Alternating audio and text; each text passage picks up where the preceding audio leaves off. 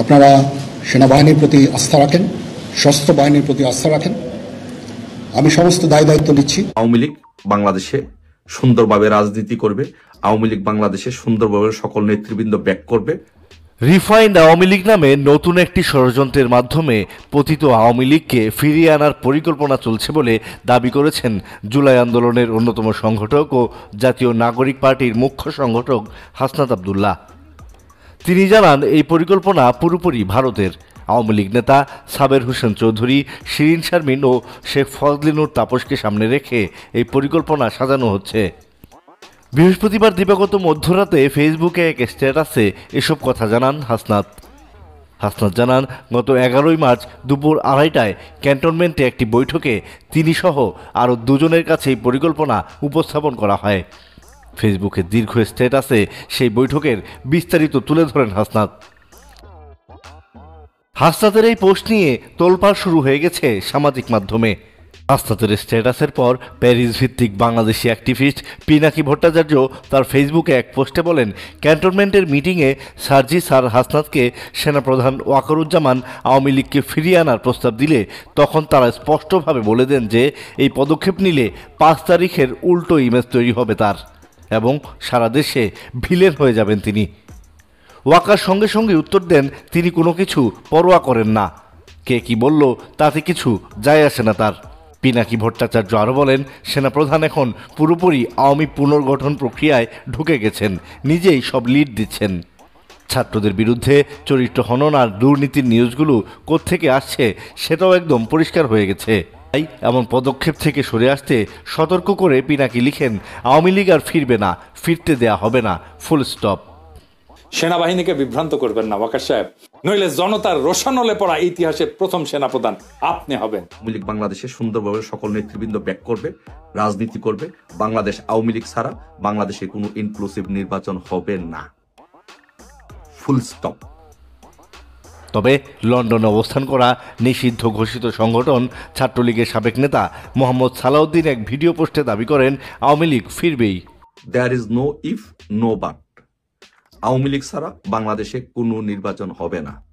Awami League is back, Bangabandhu কন্যা Sheikh Hasina is back.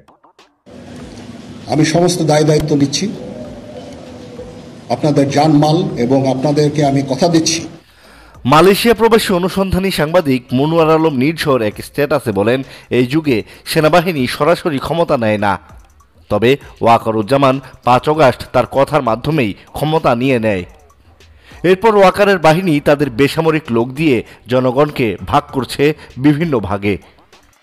তিনি আরও বলেন, আওয়ামী লীগকে সেনাবাহিনী রেখে বড় 2 দলের কাউকে শক্তিশালী হতে দিতে চায় না। পাকিস্তান আর্মির মতো তারা রাজনীতি নিয়ন্ত্রণ করতে চায়। তাদের পাওয়ার হবে ছোট ছোট দলগুলো, যেগুলোর মাধ্যমে পাকিস্তানের মতো কোয়ালিশন সরকার হবে। ছোট দলগুলো নিয়ন্ত্রণ করবে সেনাবাহিনী। যখন যে দলকে পছন্দ না হবে, ছোট দলগুলোকে সরিয়ে ক্ষমতা থেকে আউট করবে। নির্ঝর তার স্ট্যাটাসের সঙ্গে সেনাপ্রধানের 5 অগাস্টের বক্তব্যও শেয়ার করেন। দেশে একটা শান্তি শৃঙ্খলা ফিরিয়ে নিয়ে আসব, আপনারা সেনাবাহিনীর প্রতি আস্থা রাখেন। অন্যদিকে আমেরিকা প্রবাসী সাংবাদিক শাহেদ আলম তার স্ট্যাটাসে লিখেন, যেই কারণে ছাত্র জামায়াত লীগ নিষিদ্ধ চায়, সেই একই কারণে আওয়ামী লীগ জামাত নিষিদ্ধের রাজনীতি করেছে 16 বছর।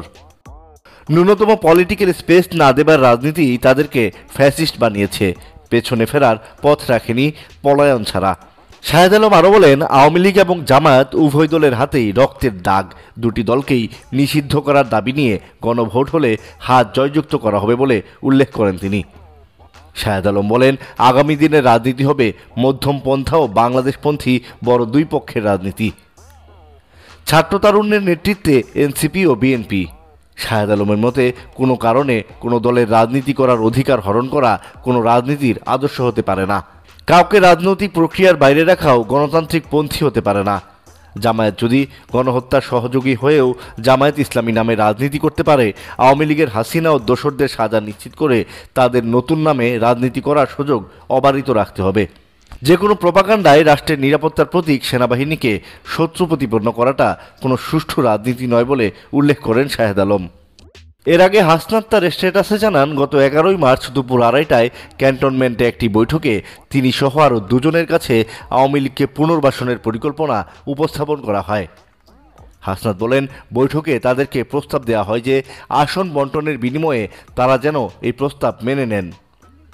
তাদেরকে বলা হয়, এরই মধ্যে একাধিক রাজনৈতিক দলকেও এই প্রস্তাব দেওয়া হয়েছে, তারা শর্ত সাপেক্ষে আওয়ামী লীগকে পুনর্বাসনে রাজি হয়েছে। একটি দুর্বল আওয়ামী লীগ সহ একাধিক বিরোধী দল থাকা একটি শক্তিশালী বিরোধী দল থাকার চেয়ে ভালো বলে উল্লেখ করা হয়। গত কয়েকদিন ধরে মিডিয়াতে আওয়ামী লীগের পক্ষে একাধিক রাজনীতিবিদের বক্তব্য এই পরিকল্পনারই অংশ বলে মনে করেন হাসনাত। বৈঠকে তাদেরকে আরও বলা হয়, রিফাইন্ড আওয়ামী লীগ যাদের দিয়ে গঠন করা হবে তারা এপ্রিল-মে থেকে শেখ পরিবারের অপরাধ স্বীকার করবে, হাসিনাকে অস্বীকার করবে এবং তারা বঙ্গবন্ধুর আওয়ামী লীগ করবে এমন প্রতিশ্রুতি নিয়ে জনগণের সামনে হাজির হবে। হাসনাত দাবি করেন, তারা সঙ্গে সঙ্গে এমন প্রস্তাবের বিরোধিতা করেন এবং জানান যে আওয়ামী লীগের পুনর্বাসনের পরিকল্পনা বাদ দিয়ে আওয়ামী লীগের বিচার নিয়ে কাজ করা উচিত।